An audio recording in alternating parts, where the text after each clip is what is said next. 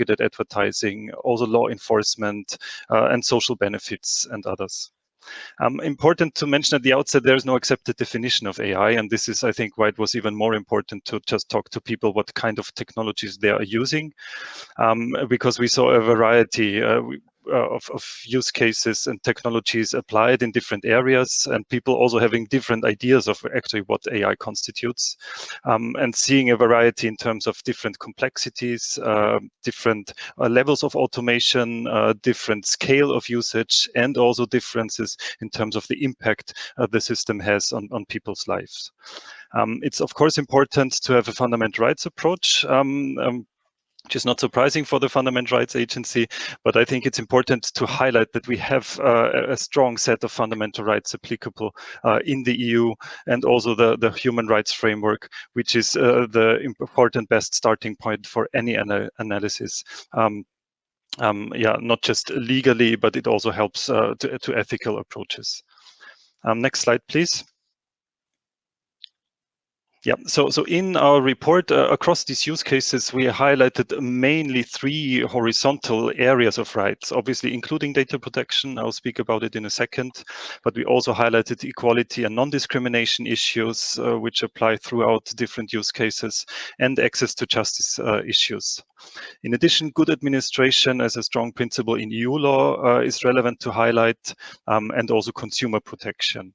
And what can be seen is also that several issues pop up across the different rights, and this way it also highlights the interdependence of different fundamental rights. However, the list, the 3 dots at the end are really important because the list is much longer, depending very much on the area and context of use. Next slide, please. So to highlight briefly some of the findings on data protection. I mean, those using AI, there's quite a high level of awareness of data protection. While we know that in the EU, like around 70% of the population have heard about the GDPR, those using AI luckily all know about data protection issues. However, there are also some uncertainties involved. First of all, it's not always entirely clear what personal data means and if personal data are used. It was surprisingly difficult to get information about what kind of data are used, and people were rather vague and saying it's anonymized data, pseudonymized data, open data, and so forth. The most important topic, obviously, in this area is automated decision making and human review. Where people are aware that human review is relevant, but what this actually means in fact, and how also the data protection provisions apply to AI was not always clear. So there's quite a level of uncertainty. Next slide, please. We also looked into impact assessments. So what are people doing before they apply AI? And we know that many stakeholders, civil society, but also international organizations were calling for fundamental rights impact assessments. We see in practice, not surprisingly, the main focus of assessments in advance is of technical nature, but several are also looking into data.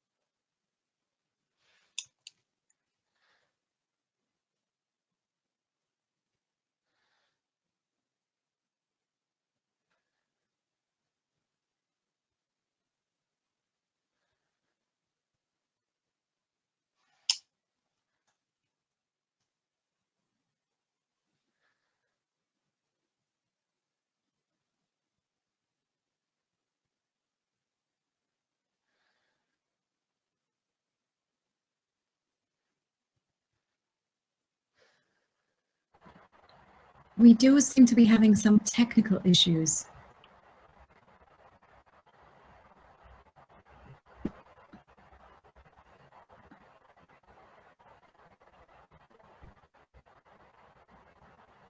Yes, apparently we have some audio issues. I cannot hear David anymore. David, can you hear me?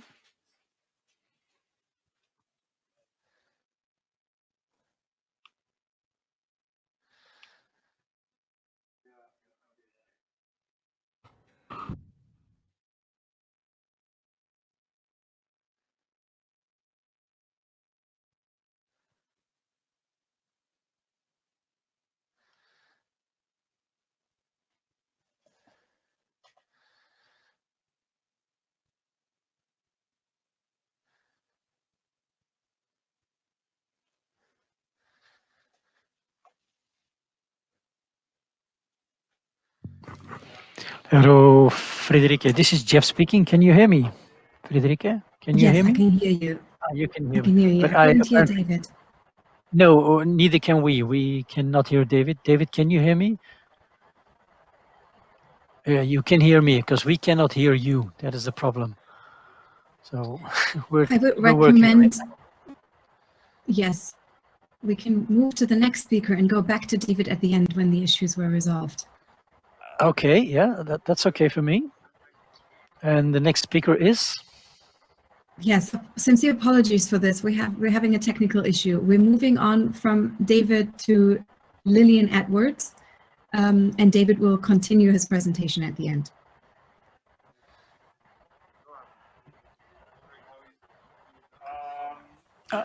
I cannot hear Lilian as well.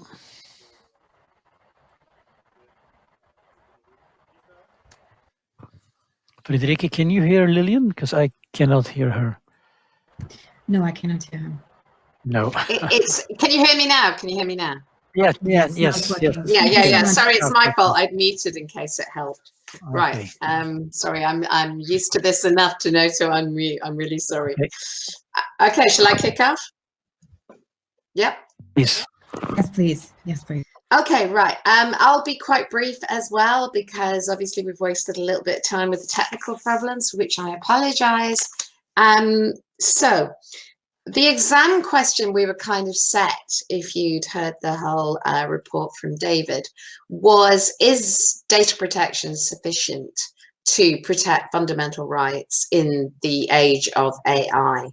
And I suppose I was being a bit of a contrarian on this panel because my own experience and pure anecdata from 2 studies at least that I've been involved in is perhaps not, but this is going to vary from country to country and use case to use case. So it's a very useful report. I welcome it. I have put a couple of quotes on my slides. So notably here I've said, yeah, the rights that we're protecting are not just the right to data protection, not just the right to privacy, but notably in my own work, you find that data-driven innovation or public sector delivery of services via AI increasingly brings us into issues regarding non-discrimination, bias, and access to justice. So if I can have the next slide, please. So 2 things that I've worked on. Number 1, I spent an awful lot this year working on issues around COVID-19 and particularly contact tracing apps. Now, as we all know, the contact tracing app story to some extent has a happy ending because of the intersection of the DP3T consortium and the Google Apple protocol, which led to the contact tracing app that's used in almost every country in Europe, including now the UK, though we're not in Europe, collecting a minimum, if not no, personal data to be stored up for the future, to be used potentially to profile and surveil people after the emergency, which was the key worry. But before we reached that point in the UK, because we had a long period of gestation in which we were looking at a contact tracing app that was not based on Google Apple and that may have collected a great deal of very sensitive data potentially, we looked at it along with a number of colleagues and decided really that data protection alone was too enabling an instrument to fully protect privacy, and indeed beyond privacy, to protect autonomy, non-discrimination, to protect you against bias. Now, the reasons for that really were that data protection is, it seems to me, designed not only to protect but to enable. It's designed to enable the free flow of data, and therefore, for example, if you state your purposes, then in theory you can retain the data until those purposes are fulfilled. You know, again, if you state that you are sharing data, that one of your purposes that you'll share data with certain parties, then that can be legitimate. Now, obviously, there is the entire panoply of data protection that also cuts in. We have the issues of fairness, of accuracy, of security, but in many ways, your first and most significant protection is that first point about whether there are lawful grounds to do it and to do what. So one of the issues that really was apparent in the UK, I think, was that DP gave us no definite sunset clause, that there might have been collection of data, and indeed there might have been the creation of an entire surveillance infrastructure where it was legitimate to go on retaining that data until the purposes were fulfilled. And if the purpose was to protect the population, to monitor and detect COVID-19, to monitor and detect those who were infected with COVID-19, that could have gone on for a long time, if not indefinitely. So there was some feeling, despite the constant plea of the various government ministers involved, that data protection itself was not a blunt enough instrument almost to protect privacy in this very unusual circumstance.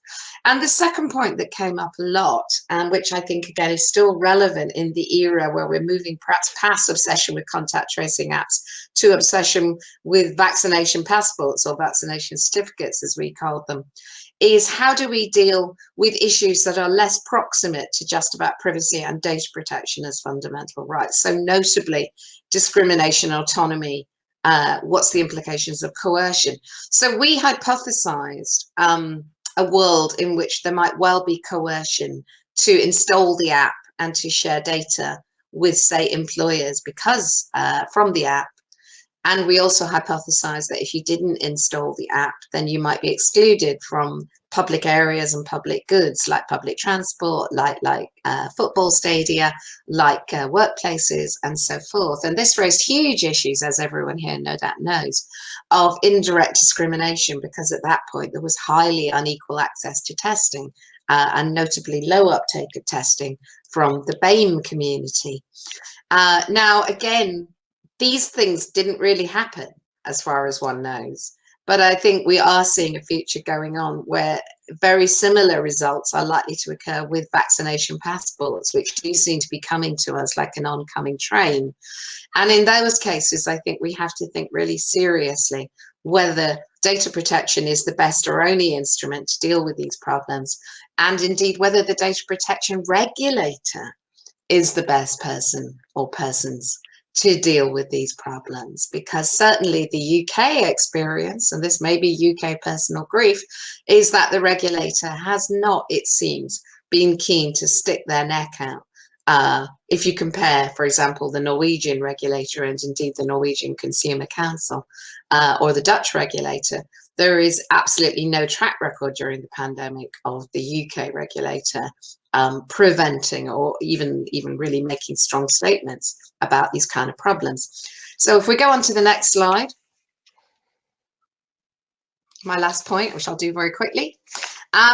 If we take up discrimination, then again, even if we assume that data protection can deal with it, how can it deal with it? What are the practical outcomes of considering the real possibility of discrimination arising from AI and automated decision-making and machine learning applications, by which I don't even necessarily mean solely automated decision-making. And we're told here in the report, very interestingly, most people are aware that discrimination might happen, but only few believe that their systems themselves could actually discriminate, which is fascinating. You know, it happens over there, but it doesn't happen to us. Very few mention detailed assessments of potential discrimination, impact assessments, more dealt with technical issues and less with the kind of socioeconomic impacts of discrimination from these technologies. So if I go on to my last slide, next slide, yeah. So we did a little bit of work on automated hiring systems, and there is a movement, which is positive, towards creating automated hiring systems, which are quite widely used now, both as triage and to some extent to actually hire people in, say, the gig economy.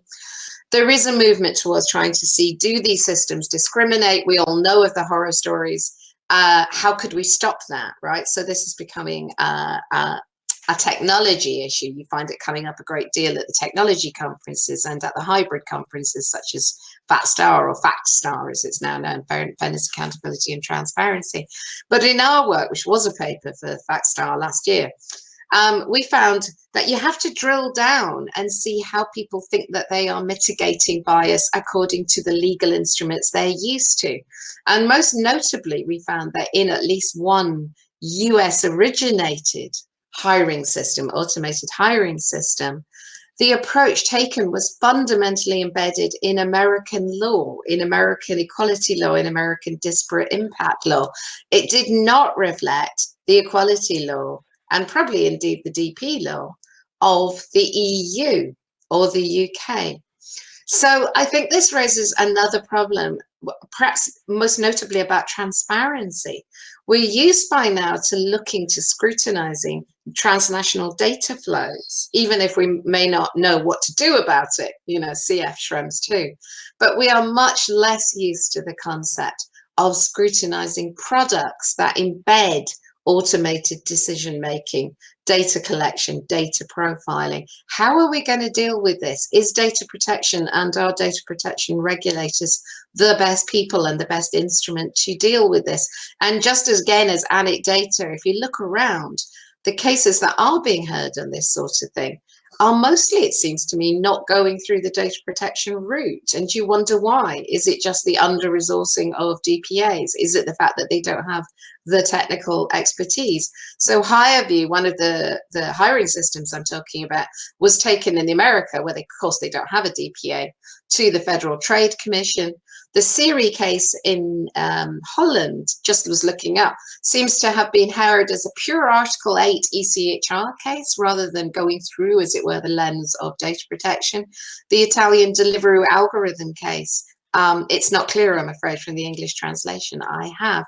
So, and in the UK, most notably, we had the scenario in the summer where we had an algorithm which was obviously biased, obviously based on historical bias, which was being used to decide essentially who got to go to university in the case of the pandemic when people hadn't been able to sit exams.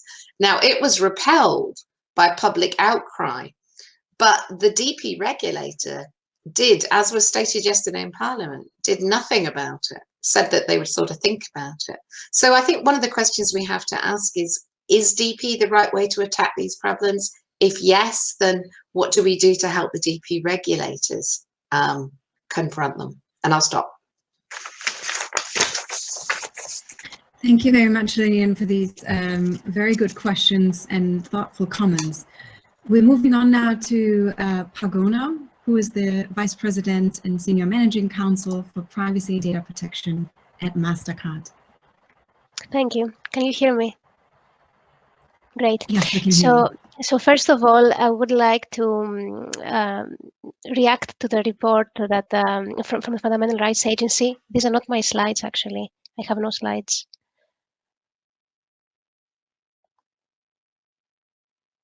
Okay, great. That's for Sophie. And I would like to say that the Fundamental Rights Agency has done an amazing job with the report, and I really want to thank them for bringing visibility to this very important topic. And I'm very sorry that David couldn't finish his presentation, but hopefully he can do it after. Now, just to echo what both Lilian and David have said already, definitely, next to data protection, some AI use cases create risks to other fundamental rights more broadly. Which was my first takeaway from the report. It's probably the obvious one.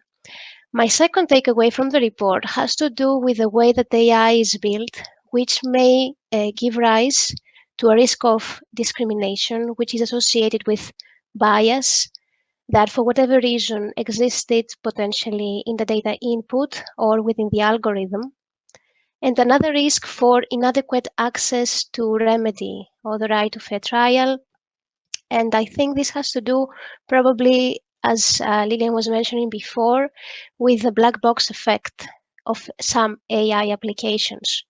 So definitely this makes the principle of transparency even more important, because it becomes almost a precondition to get access, to get remedies, to get mitigation for these risks.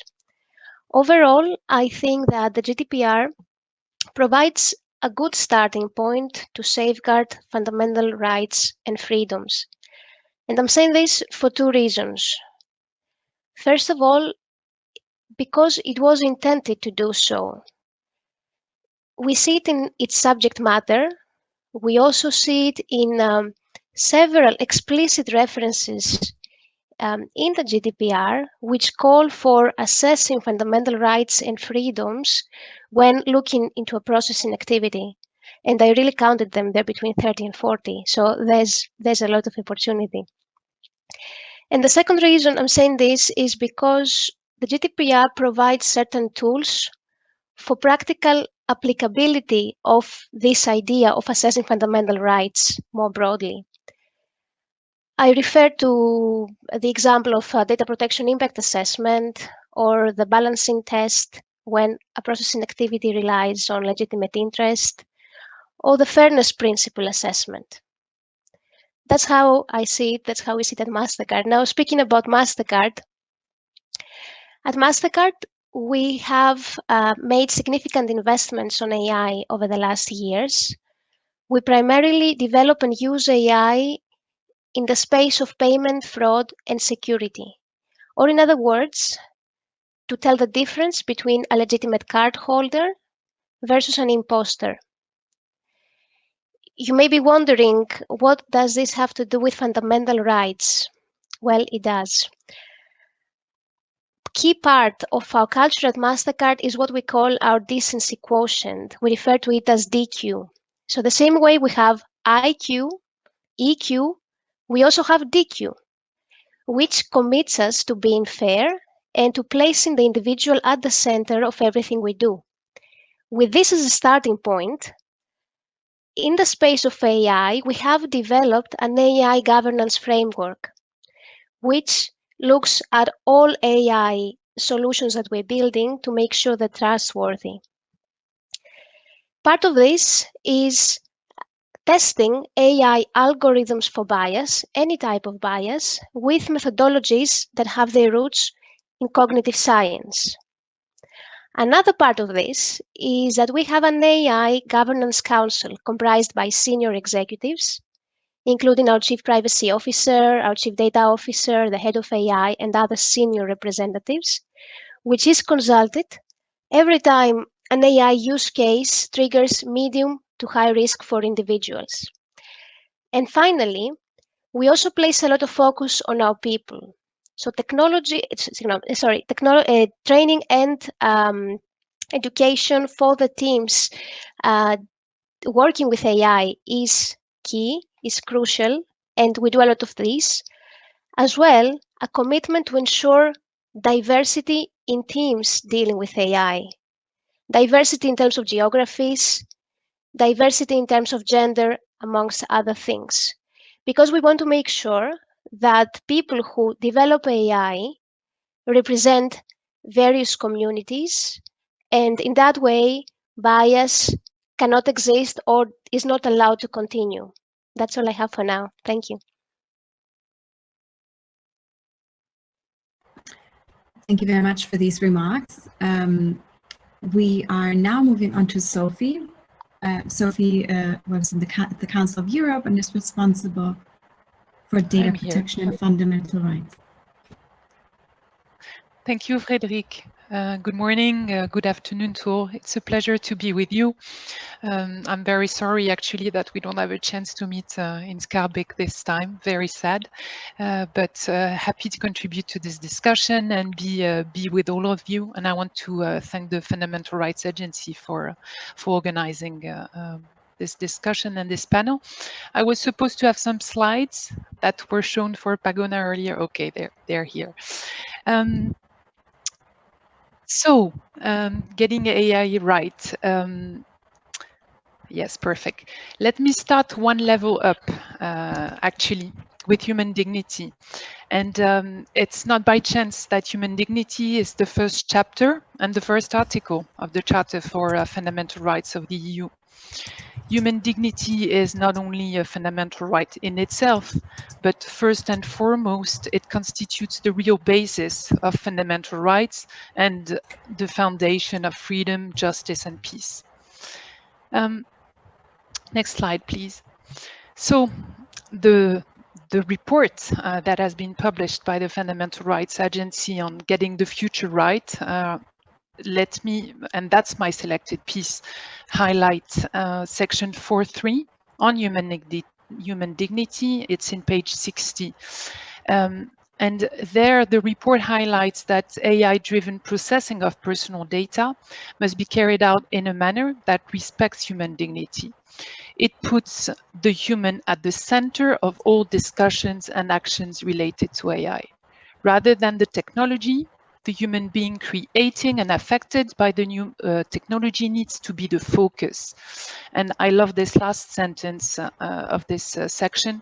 Taking human dignity as the starting point can help to ensure that the use of AI benefits everyone. And because for me it is the basis, I'd like to now move on to the work of the Council of Europe in that respect. And so if I may allow myself a small digression, you see on the screen, we are celebrating tomorrow, 28 January, Data Protection Day. It's actually the 40th anniversary of our Data Protection Convention. That's what the date was set for, to raise awareness on the right to data protection using the convention.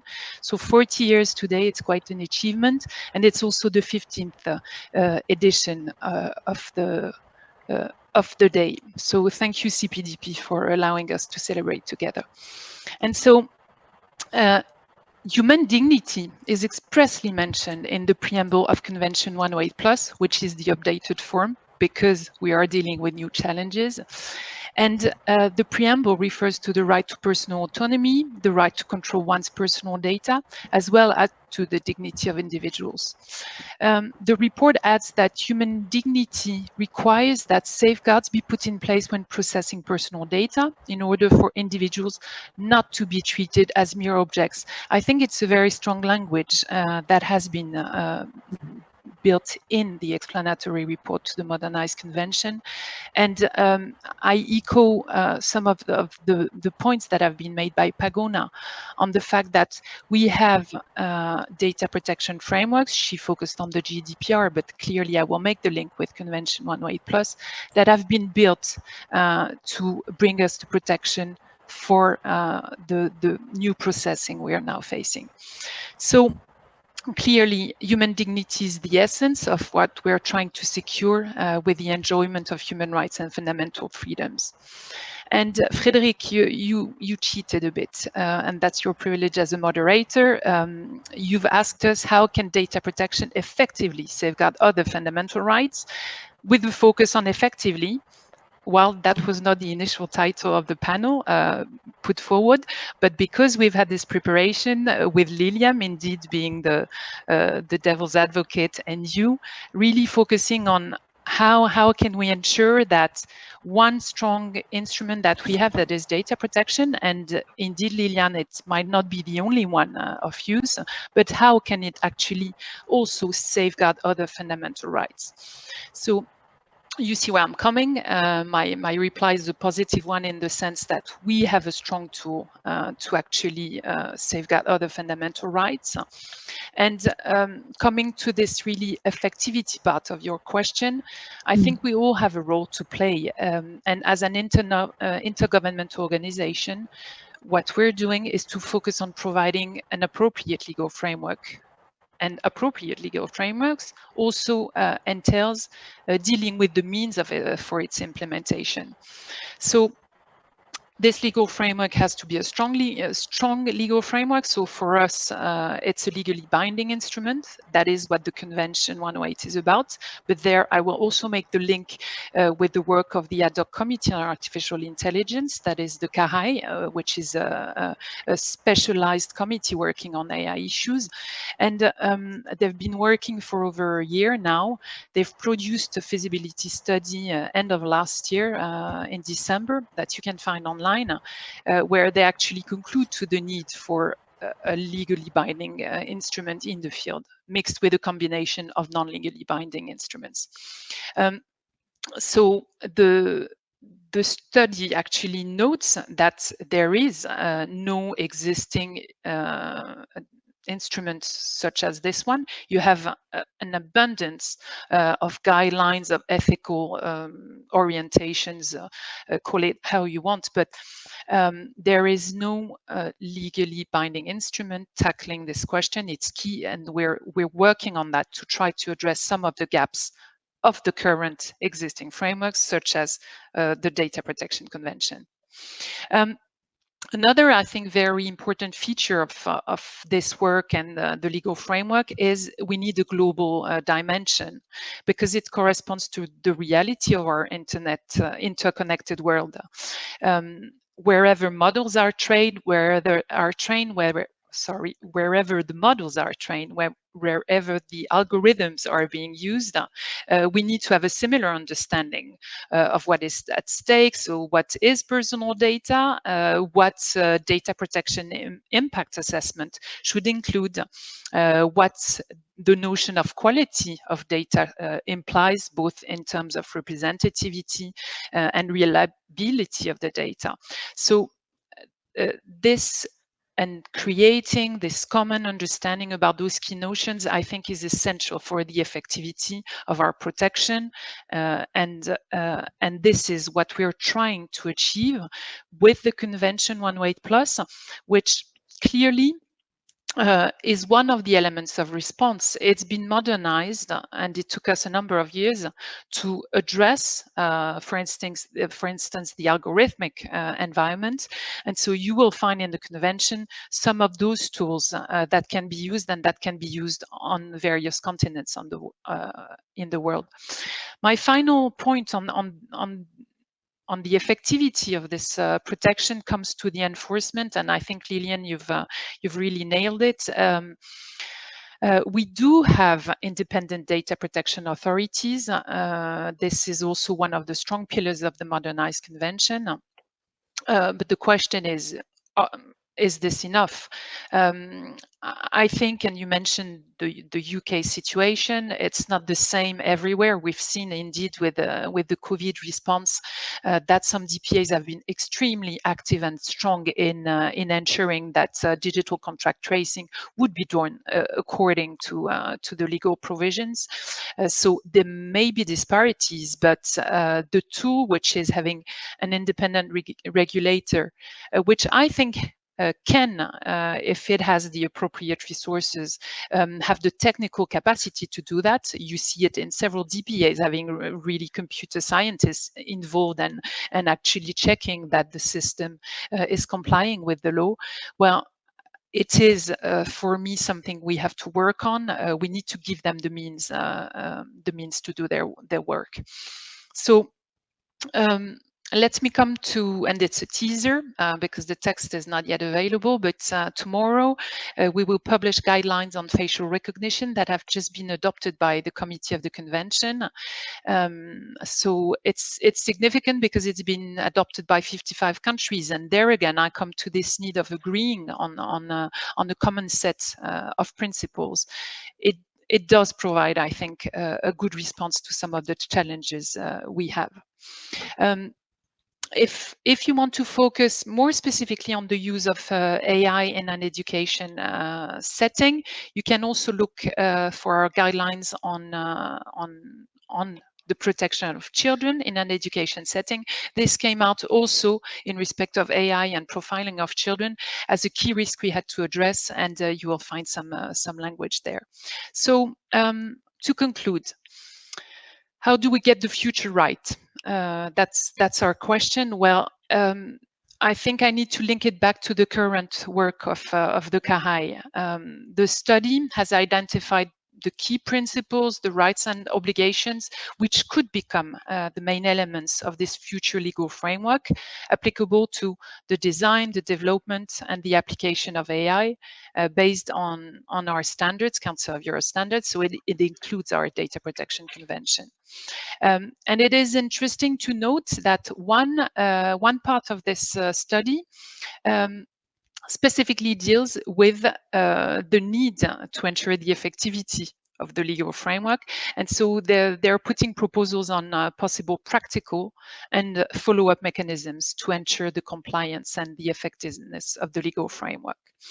To conclude, because you know Convention 108 Plus is a general framework, we have been trying, and that's the work of the committee, like those guidelines on facial recognition I've mentioned, or the ones on education setting.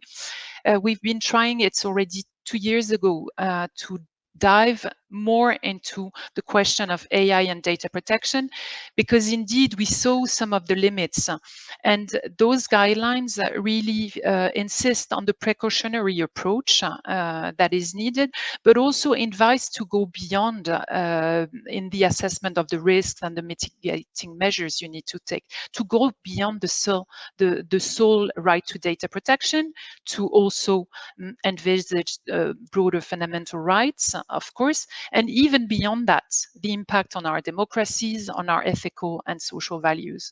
So this is also a text which I think provides a number of responses to the question. And I will end there. Thank you very much. Thank you very much, Sophie. We've now had Lilian's devil's advocate position, arguing that in practice, it is not always possible that data protection safeguards other fundamental rights. We've had a company perspective describing what this looks like in practice and what other measures a company can take beyond data protection.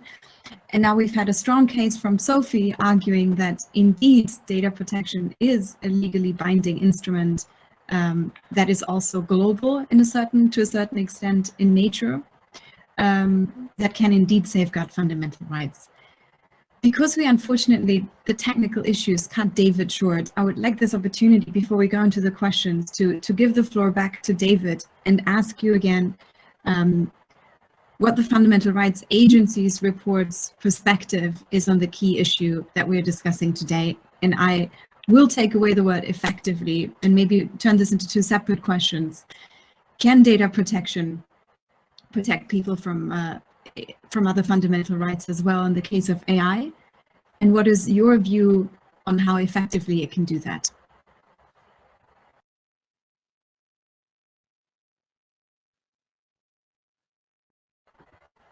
And sadly, we cannot hear you. This is quite tragic. Let's try one more time. Are you unmuted? If you unplug your headphones, we could try that, and you just use your laptop's microphone. Sometimes that's easier to detect. Apologies for this.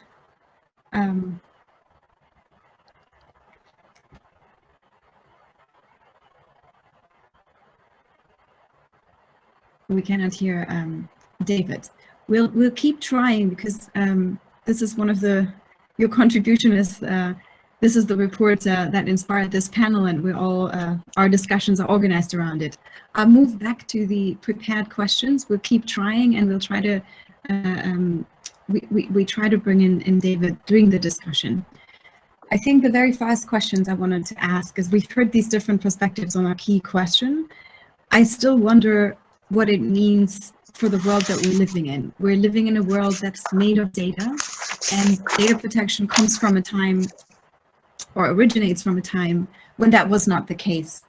So going back to the effectiveness part of my question, even if data protection in theory is really strong in protecting fundamental rights, what are some of the practical challenges you see, just simply because the scope of what data protection authorities now have to enforce on has become gigantic, if not almost unmanageable?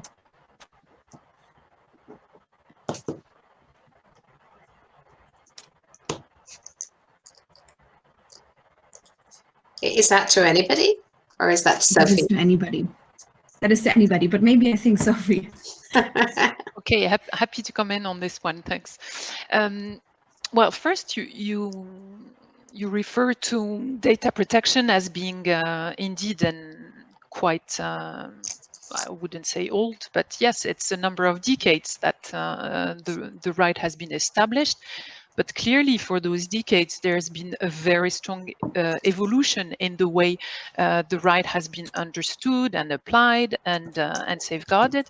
We see it with the series of generations of the right to data protection, and the fact that today, at least in our region of the world, we have really strong instruments to tackle those challenges that are challenges that were not foreseen at the time. This is why we've upgraded the instruments.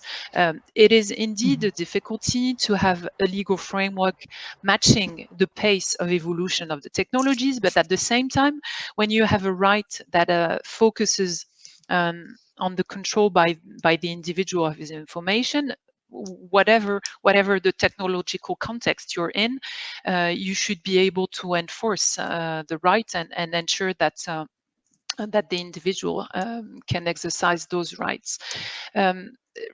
I think there is a problem of awareness by the individuals, and for that, the report actually produced by the FRA is quite interesting too. And I come back to the enforcement part. Enforcement can be in some countries an issue, but we have to once again step one level in that case down. That is that we have brought in the protective system of data protection embedded by design the application of the provision. So for me, in ensuring that our protection is adequate and up to what we have to expect, there is really a key role and essential role of the developers, the manufacturers, and what was said about the fact that actually the GDPR is pretty well known by those that are actually building and training the models. Is really reassuring, because it's, for me, one essential part of the response in the effectivity of the protection. Thank you, Sophie, for this.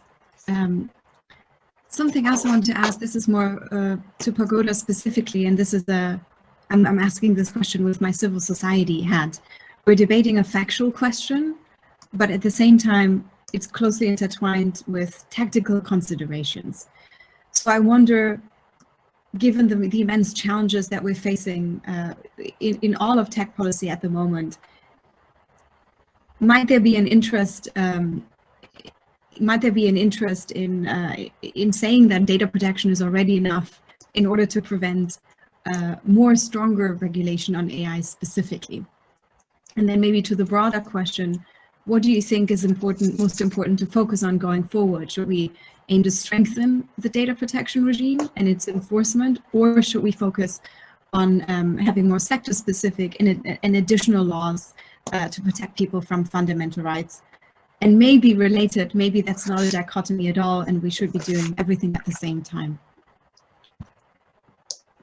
Thank you, Frederike. I think the answer is a little bit in the middle of all this. I must say the GDPR is a quite complex legal instrument with a lot of nuance. AI is a complex technology with a lot of nuance. Therefore, guidance with respect to the most significant challenges around AI is always welcome. For example, on the concept of auditability, transparency, and I know some data protection authorities have done efforts in that space, and that's very welcome. Another area where guidance is also very helpful, for me as a practitioner at least, is whatever takes into account the different actors in the value chain. I think it was a point made around this by Sophie before. If we take the example of transparency, transparency means potentially different things to a company that interacts directly with individuals and has a chatbot and needs to say, hey, you're interacting with a virtual agent. And another thing for a company which doesn't have a direct relationship with individuals and only has customers and provides technology to some other customer, and then the end user is somewhere that is not really, we don't really know who they are. So this concept of value chain and how different data protection principles are interpreted in light of that, I think in the space of AI is very useful. We also spoke about enforcement, and I will reiterate that enforcement is and will be important as long as we live in societies governed by the rule of law. Now to go to your point on new legislation. As I said before, I think the GDPR provides a very good threshold of protection for AI. To the extent that there is a need for new legislation, my personal preference, and I think for many others, would be to make sure that this is consistent, whatever new comes up, and we know that there's going to be a new AI legal instrument proposed soon. So I would really want to see that this is consistent and in line with the GDPR. It doesn't duplicate, it doesn't contradict, and effectively deals with any gaps that are still there. Thank you. Thank you, Pagona. We'll try David one more time, who wanted to jump in on this question. David, can you? Oh, He's lost it. Okay. shame. I wanted to say it is a shame. We will try again. We're not giving up here. If any one of you, Lilian, for example, if you have an answer to these questions, otherwise we've had some great questions from the audience, and there was one specifically for you as well. So I'd love to pose that to you. And the question asked, yes, so one was about you mentioned contact. This question is from Eric A. Regarding contact tracing apps and privacy, you described the situation of countries that choose the Google Apple protocol. What about the French exception? Well, I'm not up to date with the French exception, but I mean, I think that would place you in the position that the UK was in before we pivoted to the Google Apple protocol, which is that there are dangers, there are technical and social dangers of accumulation of identifying data that could be used to profile and to surveil and perhaps to discriminate after the pandemic. And therefore, it would be very useful perhaps to look at the work we did on trying to draft safeguards. And I, can recommend the statute that we drafted. I was going to, sorry, can you hear me? Yeah? Yes. I just wanted to say a couple of things back actually to the previous discussion to sound a little bit less despairing, because in terms of the enforcement capacity and the enforcement knowledge of the regulator, I do think this is a serious problem in the UK, and I think it may not be only our problem, but I think there are some really interesting developments happening, notably the rise of strategic litigation and representative actions. Also, we're seeing in the UK the development of a lot of cross-regulator cooperation. So, for example, I believe there's a meeting, a concerted action between, for example, our competition authority, our media authority, our equality authority, and the DPA. So these all seem very positive, if perhaps have been spurred by a negative situation. Thank you, Lilian, for this. There was another audience question which would also be perfect for David to answer. So I'm just posing it to the panel, and we'll test if David can jump in and answer. So this is a question by Nadia Purtova, asked to Lilian, but I'm asking it to all of you and David in particular. If we create a strong protection for the right to privacy, arrange that the traditional legal domains such as administrative law, consumer protection, non-discrimination catch up with digital technologies, will there be anything left for data protection law to fix? If no, why? And if yes, what would that be? What a fabulous question. Okay, David is answering, right? Yes, David, can you just say something that we to test if it works? Did you ask me? Because now I can't hear you not Perfect. so well. Yes. You can hear me, so at least I can say a few more words. Very good. Yes, you can Thanks so answer much. any Thank question you like, and even Okay. continue your presentation. Oh, So is it okay for me to speak? Can you give a thumb up? Because now I'm having trouble hearing you, but you can hear me apparently. Okay. Please go ahead, David. I was muted. Okay, thanks very much. So I'm terribly sorry for this. I thought I had all experiences in online technical hiccups, but no. So I will keep it brief, and I really apologize for these technical issues. So I was cut off when I was speaking about the recommendation that came from our report, and the report on AI and fundamental rights, of course, takes a broader view on all and different fundamental rights. So data protection was only one of them, and we would want to highlight in the report that the full scope of fundamental rights needs to be taken into account when analyzing AI. And the impact assessments, which mostly focus on technical aspects and to some extent data protection, rarely go beyond data protection. So there's clearly a need to broaden the scope. Especially effective oversight. I think other speakers made those great points on this one, so I don't need to add much, but it needs to be strengthened and ensured. Then, of course, there are issues linked to non-discrimination, where more needs to be done. And the same in the area of effective access to justice, where especially information provision on how systems work is relevant to address this area. And lastly, what I was about to say is that on data protection, we find, of course, that there is a good level of awareness, but more guidance is needed on specific provisions. And with this, I'll try to move to the question that was asked to me to answer. I mean, the title of this session is apparently a bit geared to CPDP audience discussions, and also a bit provocative to what extent data protection can help safeguarding other fundamental rights. And I mean, I would say, of course, data protection issues are at the core of AI discussions, and it's also the best available law we have at the moment. And I found there's actually a good quote in the report, which I would like to read, where one of the interviews from a Spanish public administration notes that we rely on data protection regulations and norms because it is all that is available at the moment. So, of course, we have a good data protection law that can also help mitigating other fundamental rights, because that's a good legal framework at the moment. But I think, I mean, this also we heard from other panelists now, and the policy developments clearly show that more is needed. And I mean, the European Commission with its white paper is clearly looking more how to further also safeguard other fundamental rights through a legal framework. The same is with the KHI, with great discussions and considerations on how this can be better tackled. So, of course, more is needed for also other areas. But what is relevant is that, first of all, applying data protection also helps to work in other areas. And I think we can also learn a big deal from data protection. I remember Fra published a focus paper on discrimination when using algorithms in 2018. And we also found the data protection principles to be applied and used in this respect.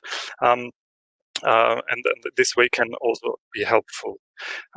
Especially discussions on the right to explanation, transparency, and impact assessment can inform also the further lawmaking on AI and data protection.